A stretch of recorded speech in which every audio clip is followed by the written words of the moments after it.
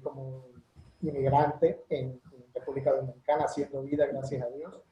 Y de lo que hablábamos antes que se conectaran todos es de hacer de este conversatorio no algo tan teórico, sino va a tener algo de evidenciar de las experiencias que muchos que están conectados o las personas que están involucradas en ese proceso de estar en otro país y estar ahora sometidos a una cuarentena, le va a repercutir y ha hecho cambios radicales sumatorios a los que ya lo que es el proceso de migración genera.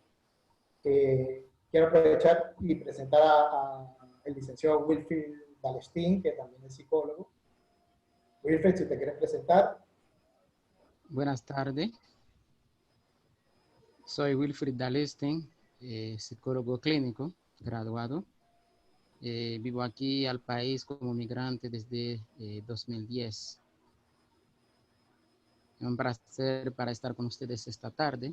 Y como ya el presentador ha dicho, nos vamos a enfocar un poco más sobre extranjero y cuarentena.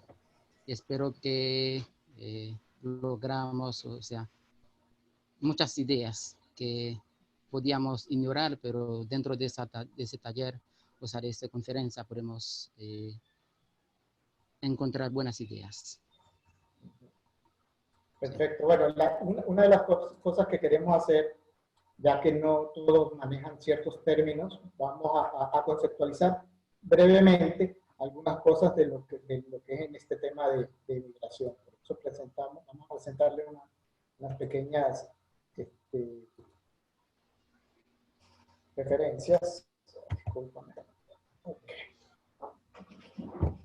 Bueno, mira, parte de lo que queríamos conversar es de estas variables. Hay dos variables importantes dentro del proceso de la migración como tal. Ya era tácito de que el proceso de adaptabilidad de un inmigrante o un emigrante conceptualmente, pues la persona que sale de un país, inmigrante es aquella que entra a un nuevo país con nuevas variables y nuevos elementos que van a chocar contra, como decimos, la maleta que trae la persona ya de por sí, su vida, su historia, ¿okay? Y al irse a otro país, pues va a encontrarse con otra historia que tiene que empezar desde cero. Entonces, ese proceso de culturización va a tener una serie de variables que puede generar lo que es la aculturización, que viene a ser la no adaptabilidad a ese nuevo entorno. Cuando esa poca adaptabilidad a lo nuevo que está ocurriendo, puede llegar a tener unos niveles tan altos que pueden generar algo que se llama el síndrome de Ulises. Algunos lo han escuchado, otros no. Este síndrome de Ulises no es más que un proceso de estrés crónico y múltiple.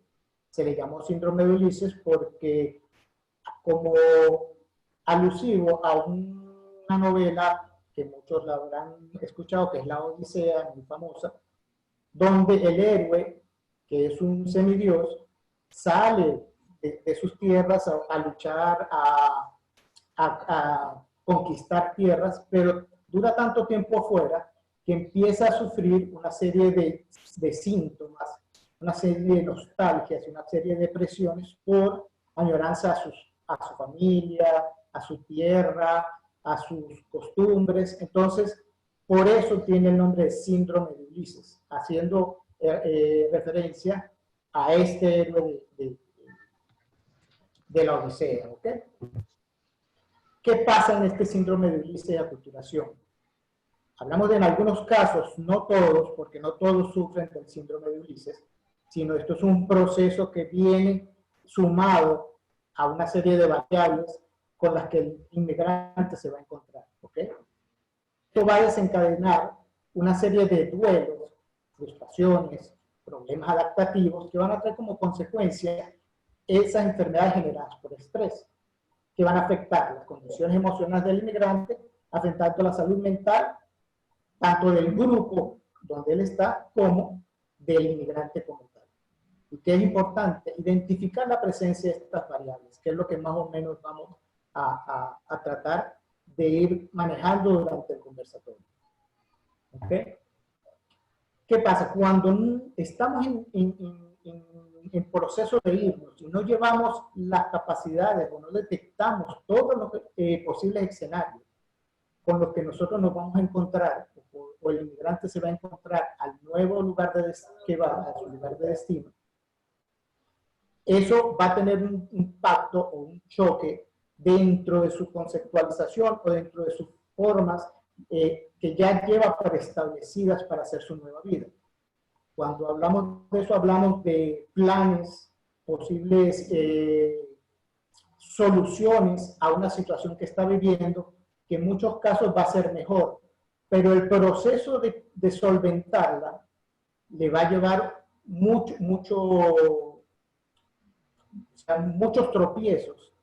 Incluso muchos de esos planes que trae no se van a cumplir. Muchos de esos planes que lleva lo van a llevar a una lucha emocional que va a disparar ese síndrome y no se da cuenta, no va a saber de que está pasando por un síndrome, sino que no va a encontrar una explicación, ya que todo lo que planeaba, todo lo que traía para poder sobrevivir en el nuevo entorno es totalmente distinto. Su planificación del 100% puede ser un 10-20% realmente de lo que tenía pensado a lo que se encuentra cuando llega a ese país de origen. ¿Qué pasa cuando estas poleas están girando sobre el síndrome de Ulises, tomando en cuenta que es toda esta sintomatología que está sintiendo el inmigrante, sumándose a una nueva cultura, a una lucha por una serie de elementos que no quiere dejar, que no quiere soltar, porque lo trae dentro de su proceso, es lo que él llama su paquetico que lo lleva a donde él vaya, porque no quiere perder esa identidad. Se le suma un proceso de cuarentena. ¿Qué pasa? Esta cuarentena, hablamos de un aislamiento. Ya el inmigrante con un proceso de Ulises y un proceso de aculturización o problemática para adaptarse, ya se siente aislado. Al sumarle la cuarentena, le suma exponencialmente la problemática. Entonces, esta nueva variable, que es la cuarentena dentro del inmigrante, es muy peligrosa porque magnifica lo ya magnificado. O sea, lo que ya era crónico para su proceso. Hablamos del inmigrante que está sufriendo de síndrome de Ulises, ¿ok? Como les dije, no le da a todos, pero una gran mayoría sí pasa por este proceso. Muchos lo superan porque eso va a depender de las herramientas de afrontamiento que posea esta persona o este inmigrante, ¿ok? Entonces, ese síndrome de Ulises lo va a cargar con esa maleta basada en una serie de duelos de diferentes tipos. La barrera idiomática para aquellas personas que migran hacia un país donde no es su lengua. El duelo familiar, lo que dejé a las personas que quiero, las personas que amo, las personas más allegadas a mí, me voy a encontrar en otro lugar donde va a venir la añoranza hacia el grupo familiares. Mi tierrita, mis mejores paisajes, donde yo comía, toda mi historia, toda la historia que trae el inmigrante, la deja a un lado. El duelo por el estatus social, muchos vienen, como decía, con unos planes que no son con los que se encuentra cuando llega al país de origen.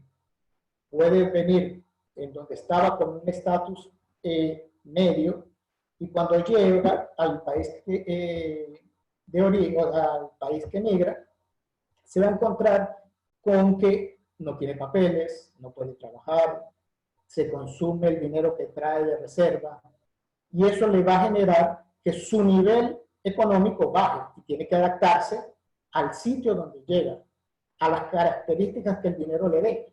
Y eso lo va a hacer sentirse de que yo donde estaba en este nivel y me vine, dejé todo eso para venirme para acá a estar más poco. Estaba mejor allá. Entonces, esa serie de pensamientos van a generar poco a poco esa suma de variables que le van a generar la angustia, ansiedad, depresiones, una serie de elementos que son sumados propios del estrés que va generando esta situación. Cuando hablamos del grupo de pertenencias, hablamos de los amigos, de todo ese grupo que te manda los mensajes de que estamos aquí reunidos, que no te hubiese sido, toda esa cantidad de mensajes que van a hacer que esos duelos migratorios de esa persona que sale de su país se hagan más elevados y sean más intensos.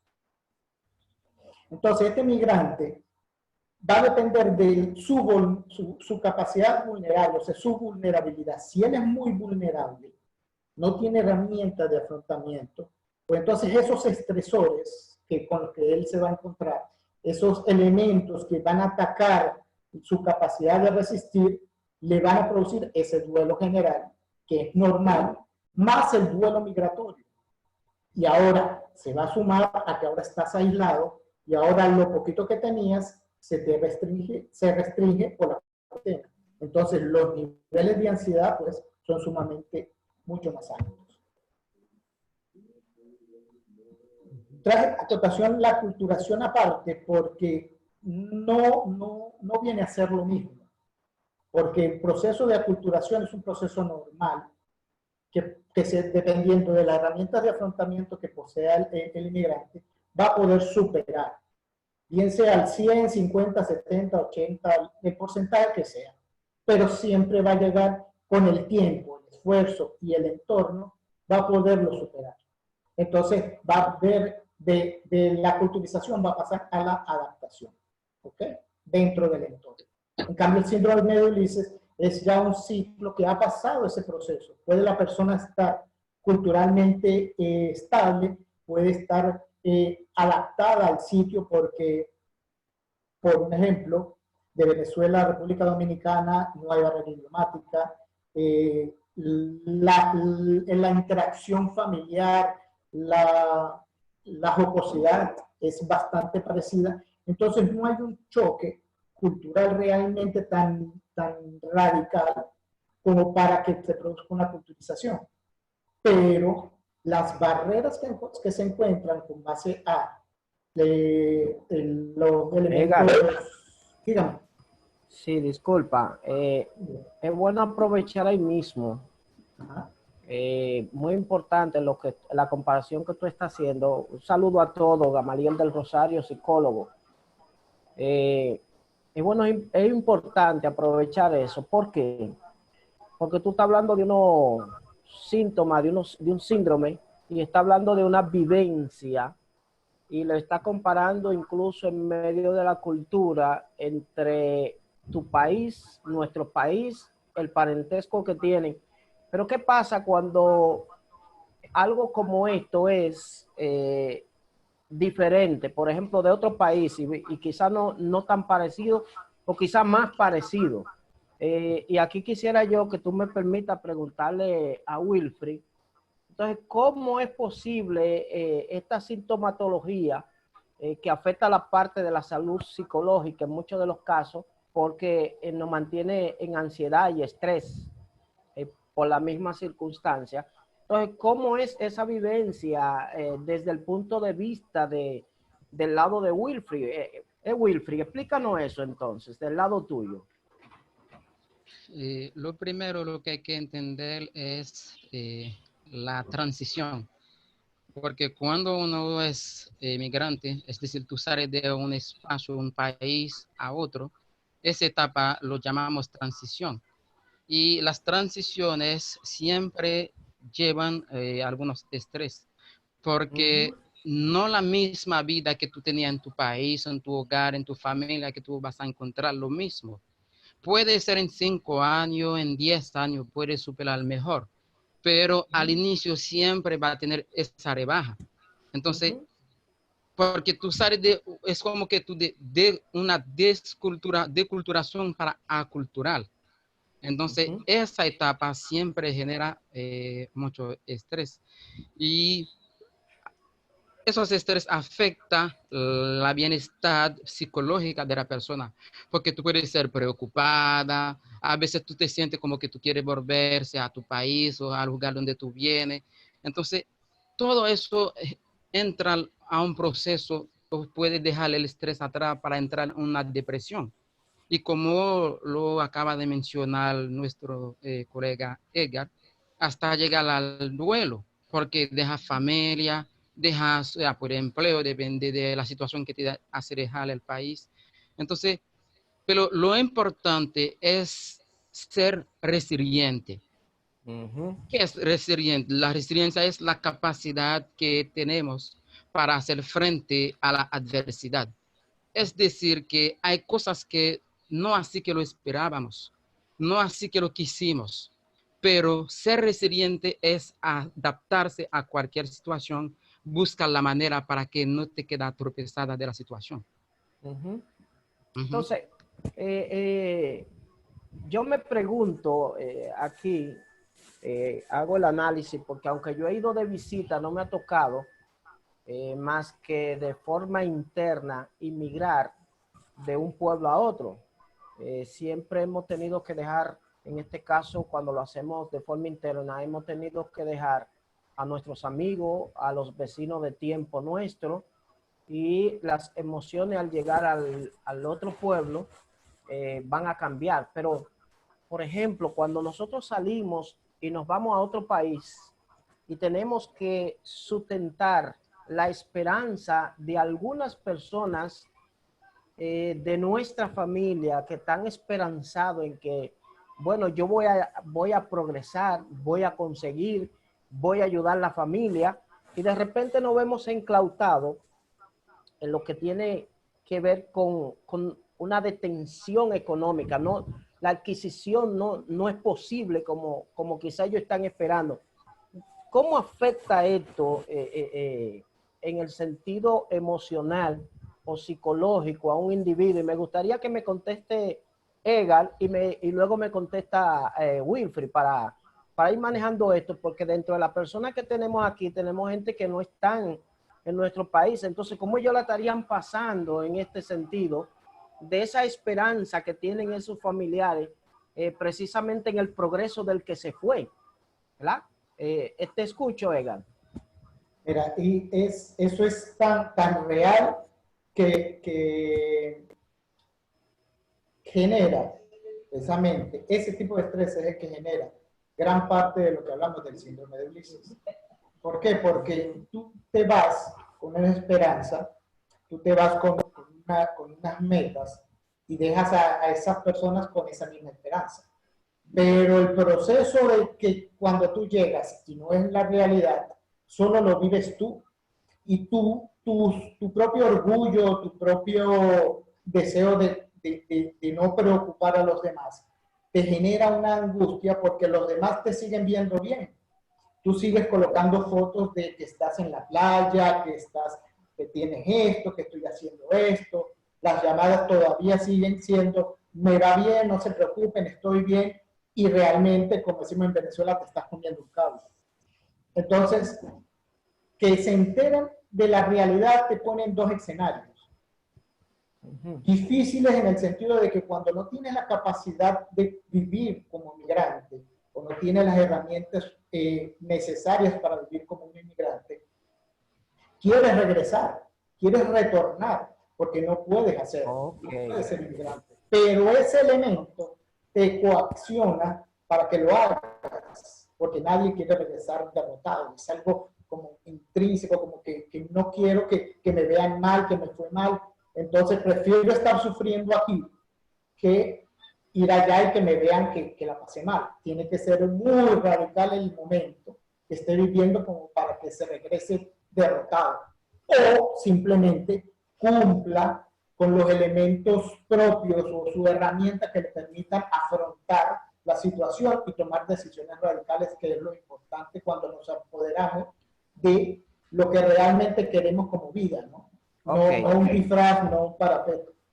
Entonces, ese repunte que genera la expectativa que dejas en casa es grave para la ansiedad, para el estrés y incluso la somatización que se presenta en las personas que no pueden identificar.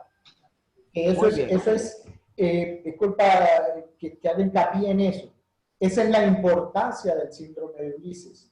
Porque el síndrome de Ulises toma importancia cuando identifica el malestar que tienes, cuando le pones un nombre a lo que estás sintiendo, puedes atacarlo y puedes abordarlo, puedes confrontarlo. Mientras cuando tú no sepas qué te pasa, por qué estoy durmiendo tanto, por qué me está doliendo la cabeza, amanezco con dolores del cuerpo y no tengo nada, no sé por qué, no sabes cómo afrontar esa situación que te está ocurriendo. En cambio, al identificarlo, por eso quiero recalcarlo y quiero traer la acotación, porque identificarlo te va a permitir desarrollar esas herramientas para poder afrontarlo. Wilfrid. Ok, Wilfrid, te escucho. Estoy entendiendo algo que Sí. voy a explicar más adelante. Dale, Wilfrid. Ajá. Sí, yo iba a completar lo que dijo colega Edgar. Por ejemplo, ese proceso que él acaba de mencionar, como yo le dije ahorita, yo hablé de la transición.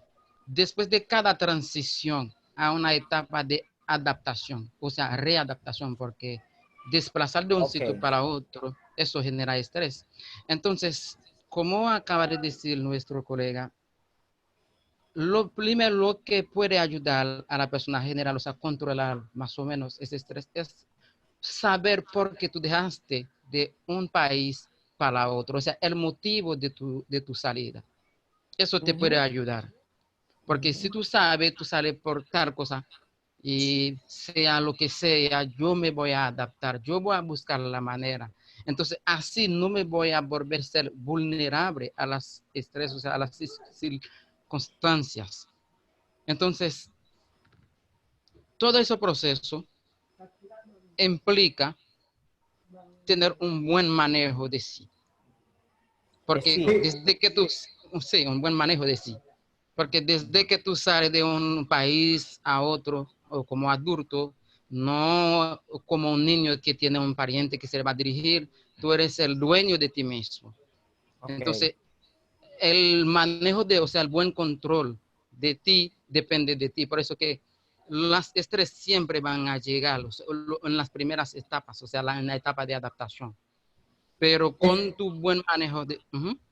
Sí, eso es una migración, completamente de acuerdo, una migración planeada, planificada, manejada. Pero cuando es una migración forzada, hablo en caso de lo que ocurrió ahora en Venezuela, que la gente no estaba preparada para migrar, no tenían herramientas de migración, jamás en Venezuela se pensaba de que se iba a salir del país, así que no tenían una educación, no estaban preparados, no existía una preeducación o preplanificación a qué me voy a encontrar, sino que agarré lo poco que tenía, lo vendí, me lo metí en el bolsillo y me fui a este país a luchar con esto. Cuando llegas y chocas con que no era así nomás y pierdes los pocos ahorros que traes tratando de sobrevivir, ese choque más emocional es el peligroso. Ese choque emocional o esa frustración con la que empieza a trabajar ese inmigrante que de pasapalo queda encerrado en cuarentena, es totalmente más compleja y más delicada que una migración normal. Eso que yo iba a decir, porque llegar a una etapa, o sea, cualquier situación que te pone en cuarentena, tu estrés va a generar más, va a subir más. Sí. Perfecto. Sí. Entonces, pero algo que me pone a pensar, y me estoy convirtiendo aquí casi en moderador, porque para no abundar en la parte teórica, sino que sea algo muy llano para que las personas que están aquí puedan entenderlo, me surge a mí la pregunta para ustedes dos, que son los dos emigrantes. Entonces, estamos hablando de un proceso. Gamaliel, antes que haga la pregunta, realmente pues las diapositivas eran hasta aquí, precisamente porque era algo conceptual. Voy a quitar la presentación para que podamos interactuar normalmente, como ya está establecido. ¿Okay? ¿Te parece? Sí, está bien. Ok, mientras tú quitas eso, la pregunta es la siguiente. O sea, surge la siguiente pregunta, que es, por ejemplo, lo que estamos hablando es del que se va de su país de manera legal, con un sueño, con una esperanza, a realizar algo en otro país. Pero ¿qué pasa cuando la persona que sale primero no está legal en ese país, no se queda legal. Y aquí estoy hablando de muchos dominicanos, ¿verdad? Por así poner de ejemplo directamente a nosotros. Muchos dominicanos que se van al extranjero y se quedan ilegal. Entonces ahora son ilegales y no tienen esas posibilidades ni siquiera de esos centavitos que ustedes mencionan, que les servían, por ejemplo, para sufragar algunos gastos. Y encima de eso, van a tener que verse frente a algunas acciones, si es posible, fraudulentas. Entonces, ¿cómo es el accionar desde esa perspectiva para esta gente? Porque ahora estamos hablando de dos perspectivas, el que va legal y del que está ilegal y que también va a delinquir, para ponerle un nombre.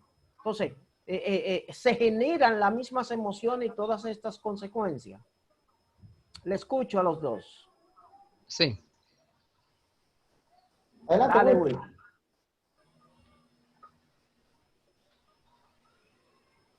Will. Wilfried. Las consecuencias siempre va a parecer lo mismo, pero no va a ser igual.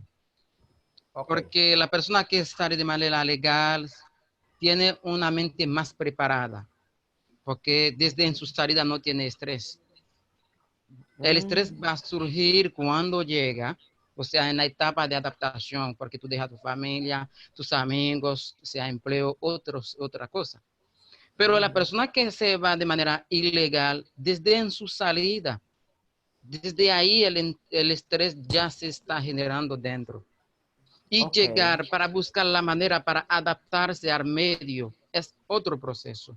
Porque esa persona también, como que él sabe que es, por ejemplo, una persona ilegal, y eso que implica que se ponen a esas personas, por ejemplo, a hacer cosas, sea, que no se deberían hacer, o sea, manejar situaciones que no están en lo correcto, porque la persona, lo primero lo que está buscando es su sobrevivencia. Y sin embargo, bajo una situación ilegal. Entonces, ahí puede generar muchas distorsiones. Es correcto, sobre todo porque la mente es bárbara, la mente tiene el poder de tomar nuestras directrices. A veces, si estás ilegal, puede que ni siquiera te estén persiguiendo y tú sientes a la gente encima. Cada vez que tú tocas la calle, sientes el estrés que te va a generar la ansiedad de que no estás legal, que no estás con las normas, que te gustaría hacerlo, pero no. Y eso te va a ir enfermando, te va enfermando poco a poco, te va comiendo esa sensación de seguridad y te hace vulnerable a precisamente lo que habla Wilfred. ¿A qué voy a hacer? ¿Cómo voy a resolver? ¿Es real que tengo que salir a cometer algún hecho que no está dentro de las leyes? Pero no tengo herramientas con qué afrontarlo o con qué hacerlo. Entonces es como buscar fortalezas dentro del ámbito de vivencia para no caer en eso. O sea, buscar primero sentirse uno bien con uno mismo o evitar bajar esas ansiedades con estrategias propias para poder con eso salir a afrontar o salir a la calle o salir a idear, a generar herramientas que en el momento no existen, pero se pueden hacer y se pueden formar. Nosotros traemos siempre un paquete en el cual podemos desarrollar y podemos multiplicar. Pero si se nos vacía al irnos, pues lo podemos volver a llenar. Hay que hacer un esfuerzo, hay que identificar cuáles son mis fortalezas más grandes. Porque ¿cuál es el problema que se presenta cuando migramos, Gamaliel? Es que nos enfocamos en el área negativa de lo que traemos, porque todo lo que se nos viene es negativo. Entonces empezamos a pensar negativamente constantemente y nos olvidamos un poco de la parte positiva, porque es más las cosas negativas. Es reforzar ese pensamiento positivo, es reforzar esas habilidades que puedo tener, es centrarme en cómo yo puedo afrontar esto, para poder entonces cambiar el esquema, cambiar mi mentalidad y cambiar mis pensamientos. ¿Qué pasa? Cuando tú entras en un mensaje negativo constantemente, te vas deteriorando emocionalmente. ¿Qué pasa con el deprimido? ¿Qué pasa con aquel que genera unas ansiedades crónicas? Entonces empiezas a no vestirte bien, empiezas a dormir hasta tarde, empiezas a ver todo el lado negativo y poco a poco te va deteriorando, hasta el punto que ya no afrontaste las cosas y te toca salir a delinquir. Pero si puedes contrarrestar eso, pues te va a permitir usar otro tipo de herramientas o estrategias. Tengo una preocupación porque me ha tocado, por ejemplo, en el caso mío, tratar con algunos emigrantes.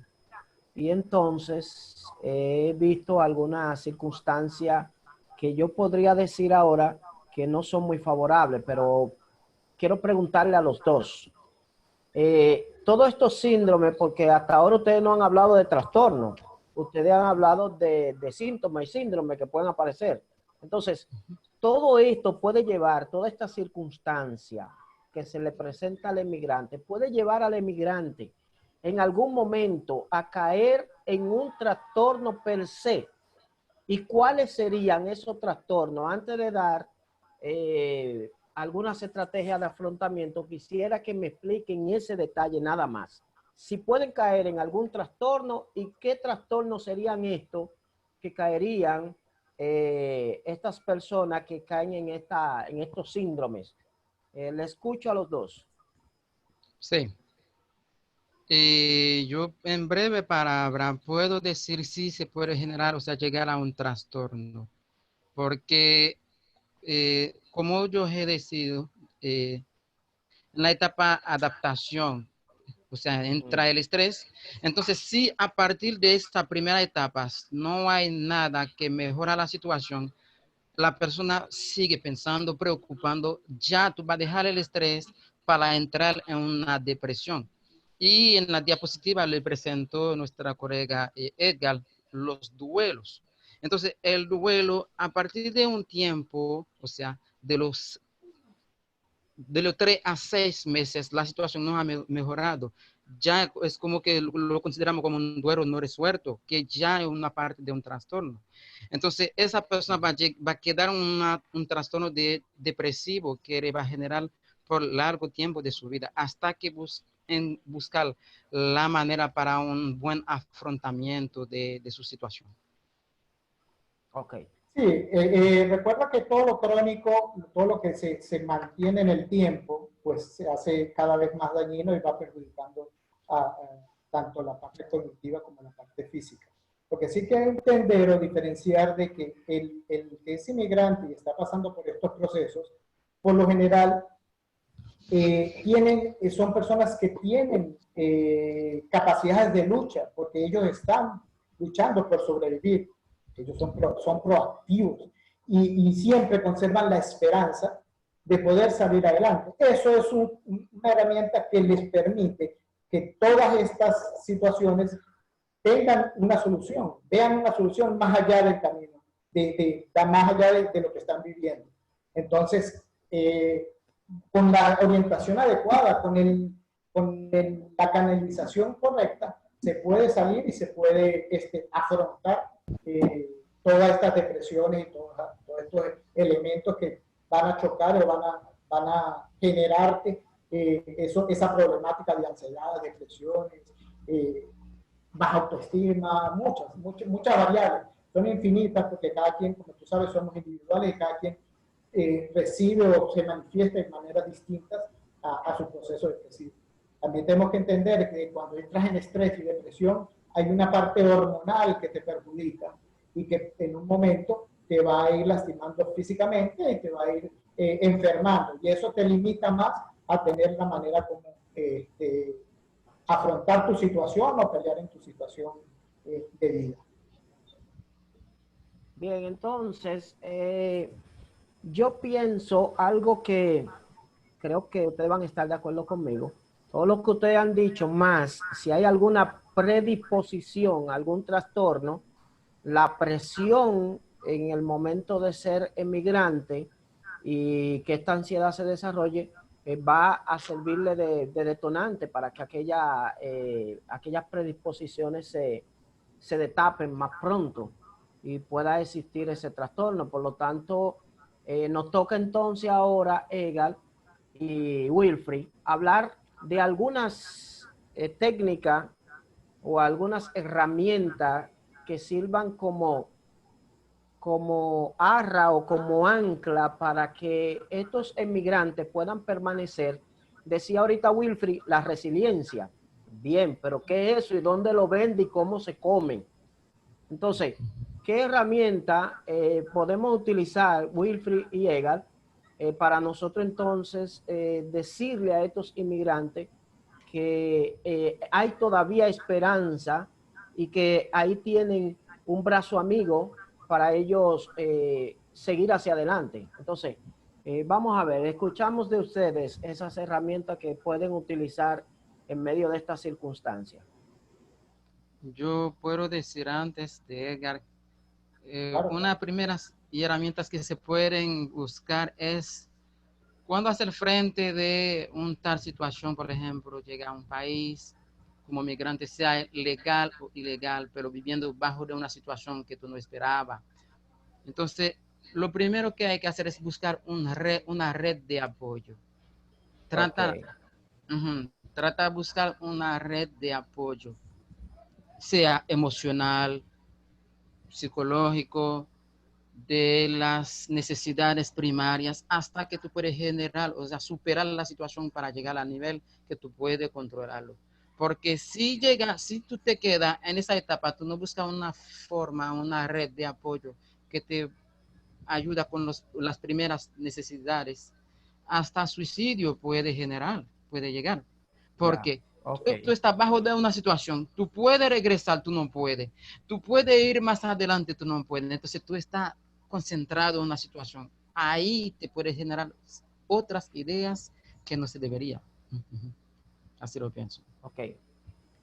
Yo estoy completamente de acuerdo con Wilfrid, una red de apoyo. Yo le agregaría que considero es uno de los errores que se comete en la parte migratoria, es que la red de apoyo tiene que ser de personas de la zona, de la región, del país donde migras.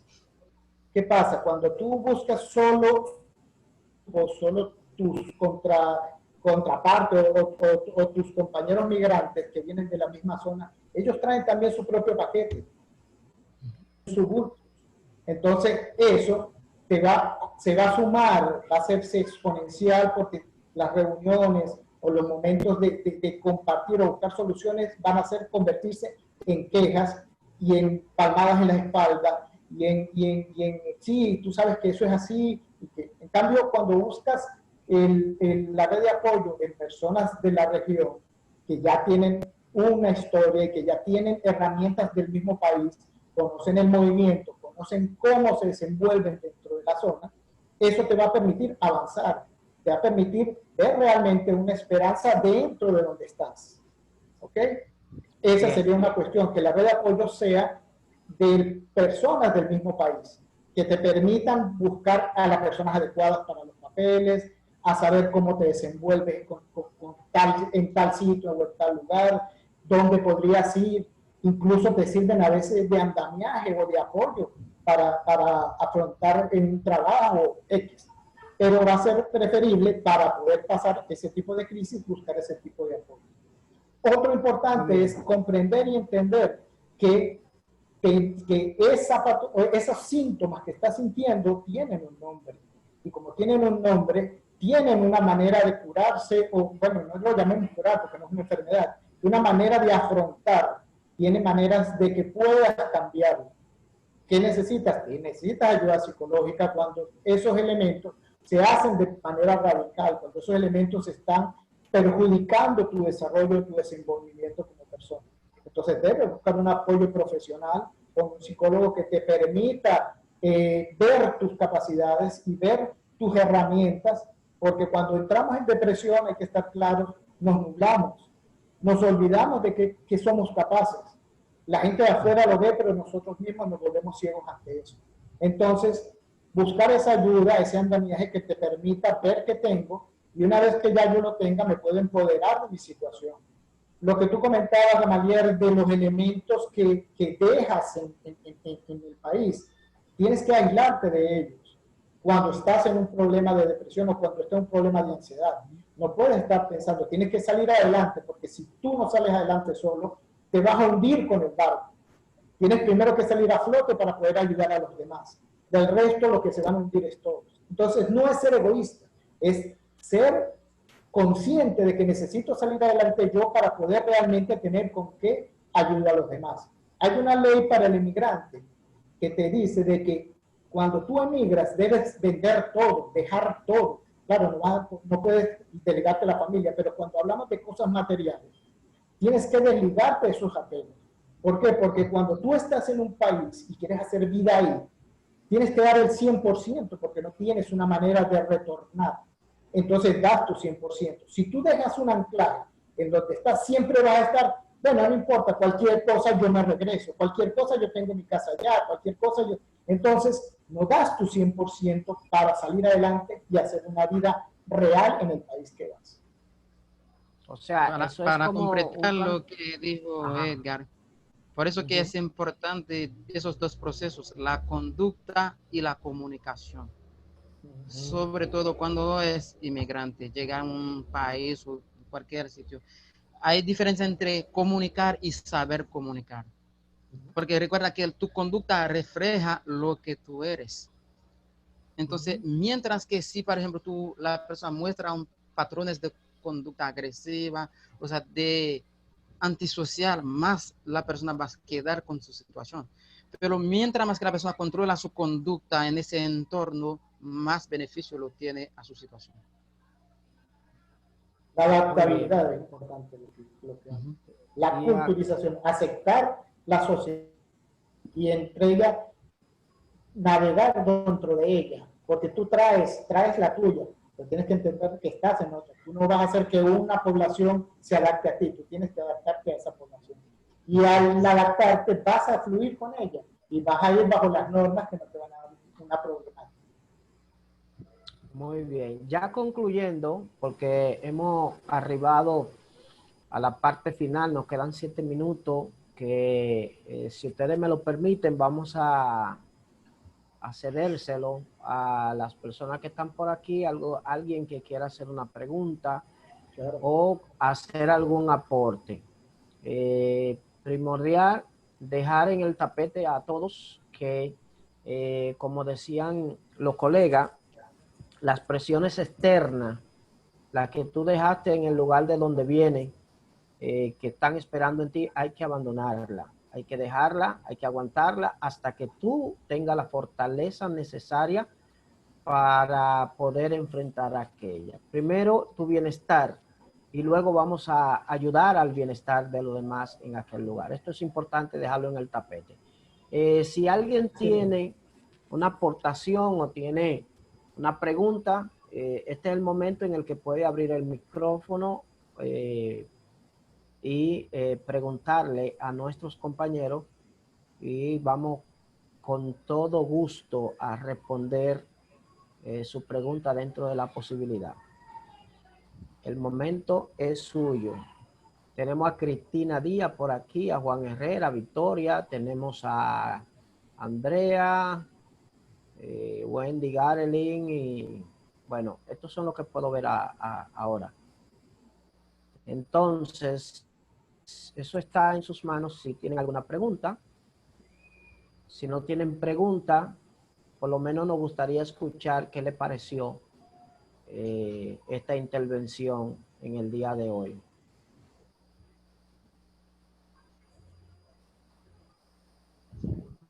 Sí, buenas tardes, Dios lo bendiga a todos. Gracias, igual. Sí, realmente la exposición estuvo muy buena y eso realmente nos sirve de ayuda a muchas personas. Agradecemos a ustedes por habernos tomado en cuenta a la hora de dar esas exposiciones y eso. Y muchas gracias, me pareció excelente, realmente. Muchas gracias. Muy bien. Cristina, Victoria, ¿qué dicen, Andrea? Le escuchamos. Dice Cristina, escribió Cristina y dice excelente, gracias. dice Cristina.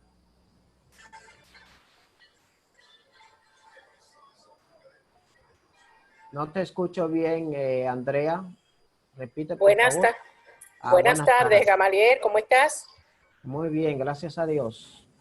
Bueno, más que nada agradecer a Edgar, a Wilfred, por tan maravillosas aportaciones que han hecho a este tema, que es realmente una situación de vida que muchos se enfrentan, no siempre en las mejores condiciones, porque nadie quiere abandonar su país, y mucho menos en condiciones extremas como la han hecho los países vecinos, ¿verdad? Realmente es una situación bastante dura. Es algo que cuando uno lo ve desde afuera, uno dice, bueno, pero ¿qué hacen aquí? ¿Por qué no siguen luchando allá? Pero hay que entender también el otro punto de vista. ¿Cuál es la situación de vida que están enfrentando esas personas en su país, donde tienen que tomar la decisión de o morimos todos o se salva alguien en el barco? Realmente muchísimas gracias, Edgar, muchísimas gracias, Wilfred, por tan magnífica exposición y por tan buenos aportes. Gracias a ti, Andrea. Vamos a ver, alguien más, por ejemplo, Victoria, que está por aquí, Noel, dinos algo. Gare, Wendy, díganos algo de qué le pareció esta intervención en el día de hoy, que es precisamente para ayudar a aquellos que son inmigrantes y que están en algún momento pasando algunas dificultades. Gare dice muy buena la charla, escribe y dice muy buena. Ok, ¿quién más? Nos queda por aquí Wendy, Noel. Bien, no, parece que no quieren decir nada. En su defecto, entonces, Edgar, nos toca a nosotros agradecer.